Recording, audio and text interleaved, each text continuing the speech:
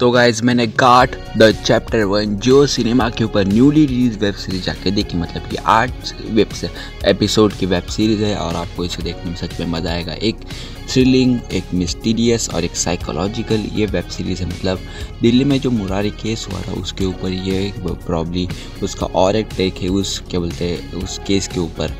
अगर आपने कुछ हॉटस्टार के ऊपर भी आखिरी सच करके एक वेब सीरीज़ रिलीज़ हुई थी, अगर आपने वो देखी है तो उसका ये प्रॉब्ली दूसरा ही वर्जन समझ लो। मतलब अगर आपको इन डिटेल बताओ तो एक ही फैमिली के सारे लोग एक साथ मर्डर हो जाता है, फिर किस तरह से वो फांसी लगा लेते हैं अपने आप को।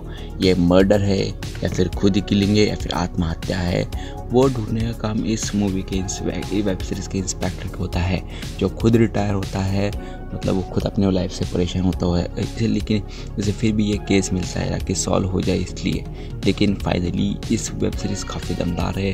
अगर आपने आखिरी सच्ची देखी होगी तो स्टोरी काफ़ी प्रेडिक्टेबल है, लेकिन थ्रिल थोड़े नए पॉइंट ऐड किए। इसका जो इंस्पेक्टर होता है खुद अपनी लाइफ से थोड़ा बहुत परेशान होता है क्योंकि उसके अलग लाइफ में भोकाल मचा होता है, लेकिन वो स्टिल रिटायर होने के बाद भी स्टिल ये केस सॉल्व करने के लिए इसके हायर उसने से केस दिया होता है। वो खुद काफ़ी गुस्से वाला होता है, लेकिन स्टिल वो आता है केस सॉल्व करने की पूरी कोशिश करता है। वो खुद अपनी मेंटल स्टेट में फिर से चला जाता है उसका जो कांड हुआ था, लेकिन स्टिल वो पूरी कोशिश करता है ये केस सॉल्व हो जाए क्योंकि एक ही फैमिली के 11 जन एक साथ मर चुके हैं तो कोई कुछ तो होगा।